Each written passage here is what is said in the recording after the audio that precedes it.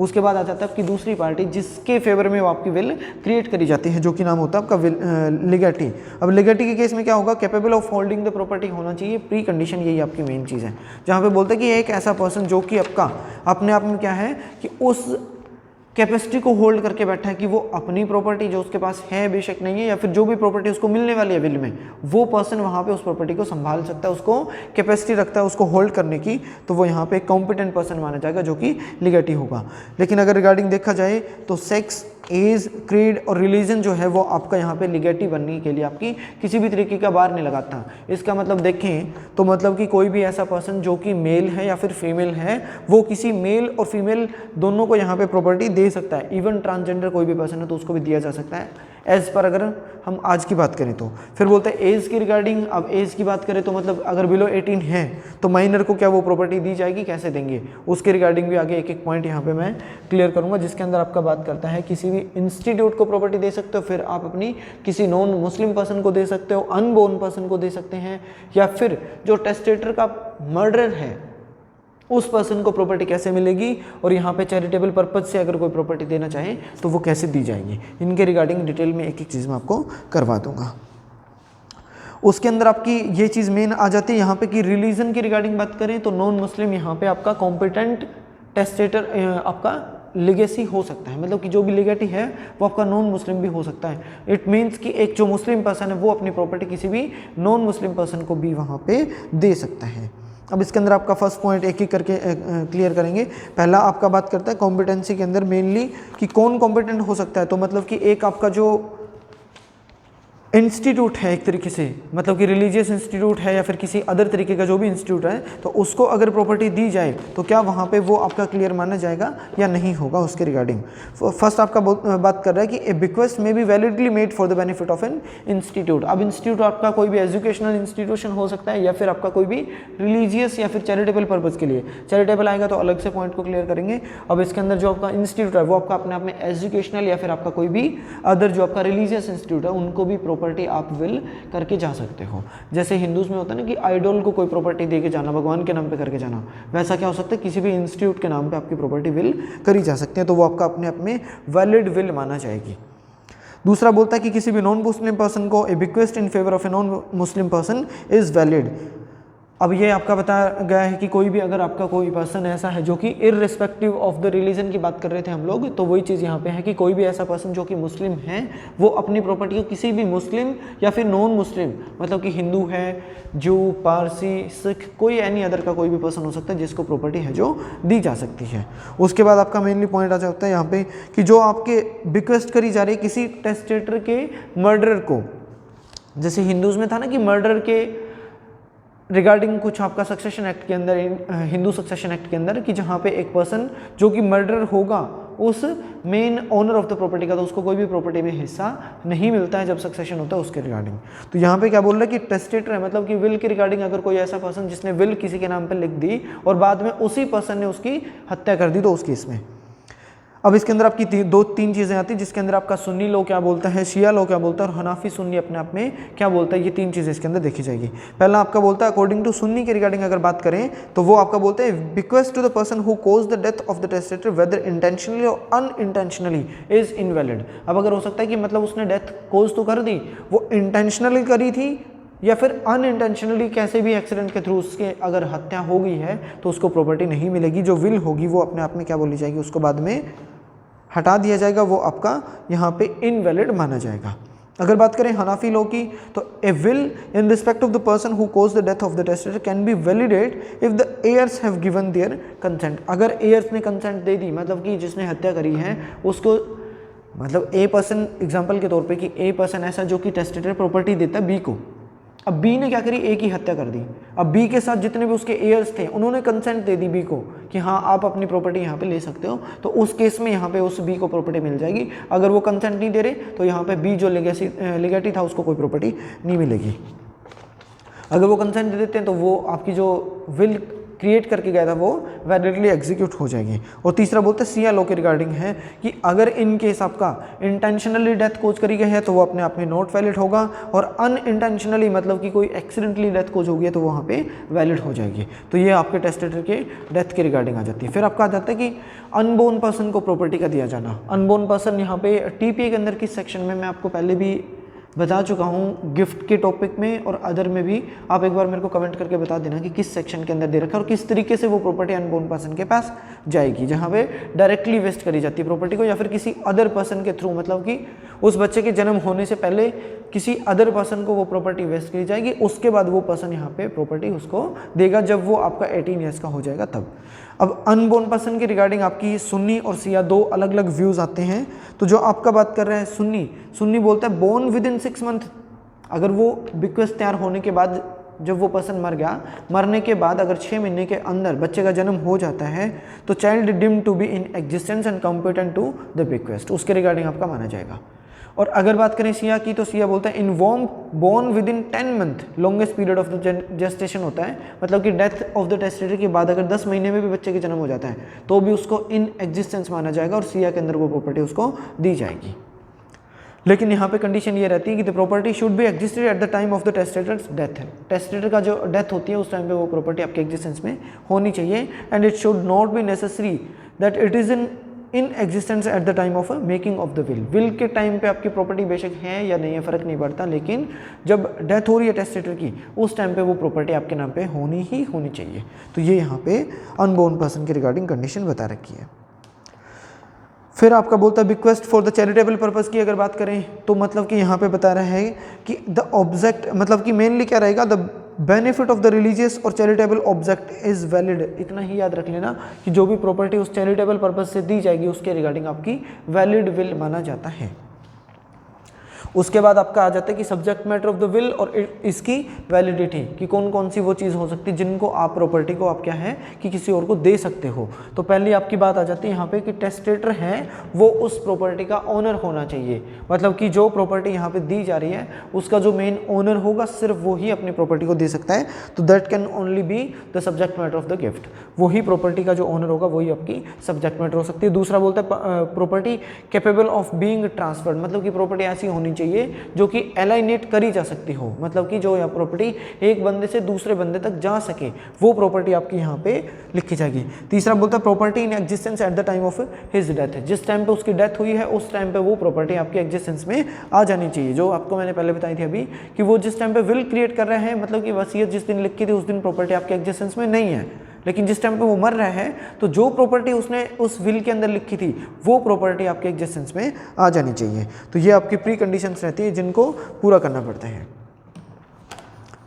उसके बाद इसके अंदर आपकी आ जाती है कि बिक्वेस्ट इन फ्यूचर के रिगार्डिंग, ऑल्टरनेटिव अगर आपकी बिक्वेस्ट है तो, और कंटिजेंट कोई है तो, या फिर कंडीशनल है तो। ये 4 पॉइंट आपको याद रखने की जरूरत है, जिसके अंदर ऑल्टरनेटिव की और जो यहाँ पे बिक्वेस्ट इन फ्यूचर की बात कर रहे हैं, मतलब bequest can not be made of anything to be performed और प्रोड्यूस्ड इन फ्यूचर, मतलब कि ऐसी कोई भी चीज़ जो कि परफॉर्म करी जाएगी या फिर प्रोड्यूस होगा फ्यूचर में, तो उसके रिगार्डिंग आपकी अभी से विल कर देना आपका क्या होगा, वॉइड मानी जाती है। उसके बाद आपका बात कर रहा है ऑल्टरनेटिव रिलीफ की। तो ऑल्टरनेटिव अगर रिलीफ मतलब कि अपने आप में कोई भी बिक्वेस्ट यहाँ पे क्रिएट करना समझ लो कि जो भी प्रॉपर्टी आपकी दी जा रही है उसके बदले में कुछ दिया जाना। तो alternative bequest of the property that is one और failing him to the other person is valid. अब इसके अंदर आपका आ सकता है कि हाँ यहाँ पे क्या कर रहे हैं कि अदर पर्सन के रिगार्डिंग, कि फर्स्ट पर्सन को आपने प्रॉपर्टी दी, अगर वो टेस्टेटर की डेथ के टाइम पे वो आपका एग्जिस्टेंस में है तो प्रॉपर्टी उसको जाएगी। और अगर मर चुका है वो, मतलब कि जो टेस्टेटर था उसने 2 बंदों के नाम लिख दिए, एक ए का नाम लिखा और एक बी का लिखा। अब ए पर्सन यहाँ पे अगर मर चुका है, उस जो टेस्टेटर था उसके मरने से पहले ही मर गया, तो ऑब्वियसली वो जो प्रॉपर्टी है वो बी के पास जाएगी। लेकिन अगर वो ए जिंदा है तो प्रॉपर्टी ए के पास चली जाएगी। तो ये इसके अंदर बता रहे हैं। तीसरा आ जाता है आपका कंटिजेंट के रिगार्डिंग की, bequest of a property which is conditional to take effect on happening or non happening of the certain event is void। contingent contract का सेक्शन है वो आप मेरे को कमेंट करके बताना, इंडियन कॉन्ट्रैक्ट एक्ट के अंदर आपका दे रखा है। तो यहाँ पे बोलता है कि जो ऐसा काम जो कि डिपेंड करता हो फ्यूचर के किसी अनसर्टेन इवेंट के हैपन होने या फिर ना हैपन होने पे, मतलब की बात हो रही है ऐसी कोई भी घटना के रिगार्डिंग बता दिया, ए पर्सन प्रॉपर्टी के अंदर आपकी एक डॉक्यूमेंट के अंदर लिखता है प्रॉपर्टी के रिगार्डिंग कि अगर ऐसा फ्यूचर में होगा, ऐसी चीज़ आपकी घटित होगी तो ये मेरी जो प्रॉपर्टी है वो इस ए पर्टिकुलर बंदे के नाम पे चली जाएगी, और इन केस अगर ऐसा नहीं हुआ तो ये प्रॉपर्टी इसके पास नहीं जाएगी। या फिर नेगेटिव फॉर्म में हो सकता है कि अगर ऐसा कुछ नहीं हुआ फ्यूचर में तो ये सारी प्रॉपर्टीज ए पर्टिकुलर पर्सन को दी जाएगी, और अगर ऐसा हुआ तो ये प्रॉपर्टी इसको नहीं देनी है। तो इसके रिगार्डिंग आपकी वॉइड बोली जाती है। फिर बोलता है conditional bequest, A bequest with a condition which derogate from its completeness will take effect as if no condition was affected to it, that is the bequest will be valid while the condition will be void। अब conditional transfer के अंदर आपकी आ जाती है जैसी, तो उसका section भी है एक, आप मेरे को वो भी कमेंट करके बता देना कमेंट बॉक्स के अंदर कि किस सेक्शन में टीपीए में बता रहा है, तो ताकि मेरे को एक पता लगता रहे कि आप राजस्थान के लिए भी कितनी फोकस करके तैयारी कर पा रहे हो, क्योंकि टीपीए के जो सेक्शन पूछता हूँ वो आपके राजस्थान के लिए और यहाँ पे जो बता रहा हूँ वो आपके हरियाणा के लिए, तो आप दोनों को एक साथ तैयारी भी कर सकते हो। यहाँ पे तो बात करता है कि कोई भी ऐसा पर्सन जिसने प्रॉपर्टी दी है विद कंडीशन की ऐसा कुछ अगर फ्यूचर में वो कर दे, उसके ऊपर कंडीशन इंपोज करी गई है, तो उसी केस में वो प्रॉपर्टी उसको मिलनी चाहिए, अदरवाइज वो प्रॉपर्टी उसको नहीं मिलेगी। ये यहाँ पे कंडीशन लगा रखा है, तो जो कंडीशन लगेगी वो अपने आप में वॉइड हो जाएगी, और जो आपकी बिक्वेस्ट क्रिएट करी गई है, जो मतलब कि जो ट्रांसफर है वो अपने आप में वैलिड होगा। तो ये आपके टॉपिक कंप्लीट हो जाते हैं। यहाँ तक आपके जो मेन 4 पॉइंट है वो सब्जेक्ट मैटर के रिगार्डिंग, कॉम्पिटेंसी के रिगार्डिंग और ये, और लास्ट उसके बाद आपके 2 टॉपिक बचते हैं, टेस्टामेंट्री पावर एंड लिमिट। आपके बता रहा है कि एज टू द पर्सन और एज टू द प्रॉपर्टी, इसके रिगार्डिंग आपका जनरल क्वेश्चन क्या बनते हैं वो आपको अभी बता ही देता हूँ, दूसरी वीडियो के वैसे जरूरत नहीं पड़ेगी क्योंकि इतना बड़ा टॉपिक बचा नहीं है अपना। तो जो आपके एज टू द पर्सन की बात कर रहा है ना, पर्सन के अंदर तो आपका ये बताता है, यहाँ पे एक केस दे रखा है गुलाम मोहम्मद वर्सेस गुलाम हुसैन के रिगार्डिंग है, लिमिटेशन लगा रखी है कि कितनी प्रॉपर्टी किस पर्सन को दी जा सकती है और किन किन पर्सन को आप लोग प्रॉपर्टी दे सकते हो। सिर्फ ये पॉइंट बचता है लास्ट में आपका एक डॉक्ट्राइन और एक आपकी रिवोकेशन ऑफ द विल के रिगार्डिंग है। अब रिवोकेशन में भी और यहाँ पे भी, अब ये जो एज टू पर्सन है ना उनके रिगार्डिंग आपका गुलाम हुसैन वर्सेस गुलाम मोहम्मद का केस है, जिसके अंदर बोलता है in this case a bequest in favour of an heir is not valid unless the other heirs consent to the bequest after the death of the testator। अगर मतलब कि कोई भी प्रॉपर्टी है किसी भी पर्सन को दी गई है किसी एक एयर के हक में, मतलब कि 6 एयर थे, 5 लगा के चलने, 1 2 3 4 5, अब अकेले इस पर्सन को अपनी सारी प्रॉपर्टी उसके नाम पे कर दी, बाकी सारे रह गए, तो वो आपके अपने आप में देखा जाए तो वैलिड नहीं होगी, क्योंकि यहाँ पे अदर पर्सन का भी कोई ना कोई राइट बनता है। तो बोलता है कि अगर इन केसेस के अंदर ऐसी प्रॉपर्टीज एक अकेले पर्सन को दी जाती है तो वो आपकी अपने आप में वैलिड नहीं होगी जब तक कि अदर एयर्स 1 2 3 4 कंसेंट नहीं दे देते उस टेस्टेटर को मरने के बाद कि ये प्रॉपर्टी आपकी हो सकती है, तब तक आपकी ये अपने आप में वॉइड मानी जाएगी, अपने आप में ये वैलिड नहीं होगी।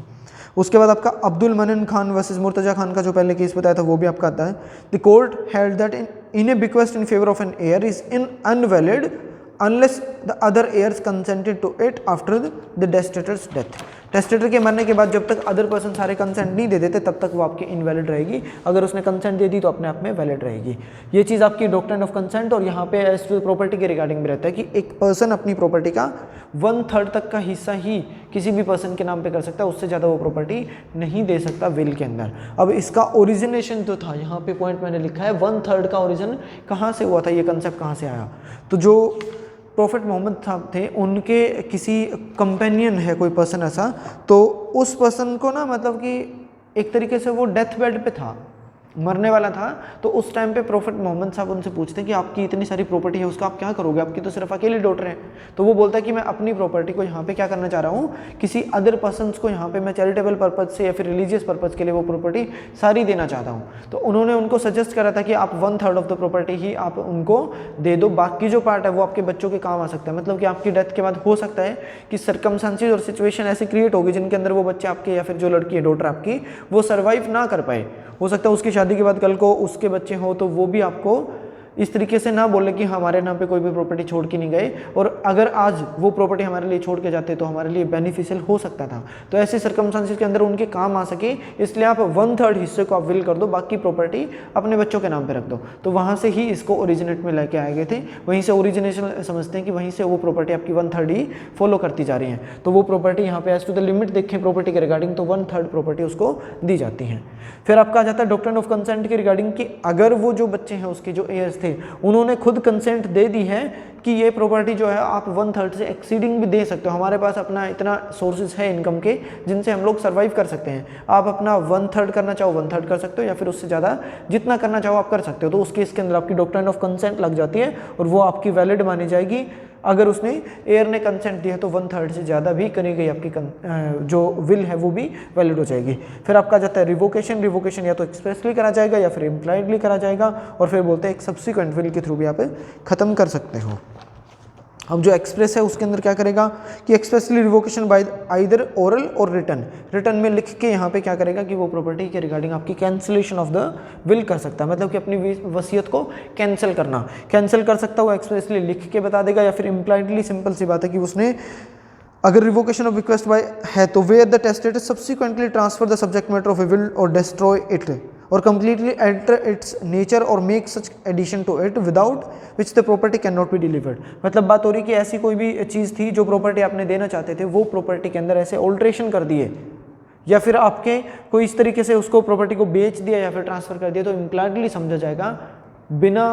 वर्ड्स के उसके एक्सप्रेस नहीं बोल रहा कि मैं अपनी विल को ख़त्म कर रहा हूँ, बल्कि क्या कर रहा है ऐसा कुछ काम कर देता है जो कि उस प्रॉपर्टी को इफेक्ट करता हो, तो वहाँ पे इम्प्लाइडली हो जाएगा। और लास्ट आपका बोलता है कि एक विल ए के हक में थी और दूसरी विल बाद में तैयार करके आपको बी के हक में उसने तैयार कर दी, तो बोला जाएगा बी जो सेकंड पर्सन है उसके लिए आपकी विल वैलिड होगी और फर्स्ट वाले के रिगार्डिंग वो कैंसिलेशन हो जाएगा। तो ये आपके 3 मेन पॉइंट थे जहाँ पर आपकी आ जाती है रिवोकेशन के थ्रू। और ये आपका एक वसीयत का एक इतना बड़ा टॉपिक था जिसको मैंने अपनी तरफ से कोशिश करी है कि आपको प्रॉपरली हर एक पॉइंट आपको समझ आया होगा। अगर आपको हर एक पॉइंट समझ आ रहा है या फिर जो भी पॉइंट इसके अंदर ऐसी है जो चीज़ समझ नहीं आई तो कमेंट करके पूछ सकते हो, मैं उसका रिप्लाई कर दूंगा। अगर वीडियो आपको पसंद आई हो और चीज़ें आपको समझ आई हो तो वीडियो को लाइक शेयर और कमेंट करना ना भूलें। अब शेयर कर सकते हो अपने जो रिलेटिव्स हैं और अपने घर वालों के साथ भी इस प्रॉपर्टी के रिगार्डिंग जो आपका एक मेन टॉपिक है, गिफ्ट पहले बताया था, एक वो भी टॉपिक है, दूसरा यहाँ पे आपका विल है जो कि वसीयत के रिगार्डिंग है। तो अपने रिश्तेदारों के साथ, अपने दोस्तों के साथ, सबके साथ शेयर कर सकते हो आप। तो अकेले मत देखा करो, उनको भी आप चीज़ें सिखा दिया करो जिनसे कि क्या है कि एक जनरल नॉलेज वाली चीज़ है तो वो उनको भी समझ आ जाए। Thank you so much for watching this video.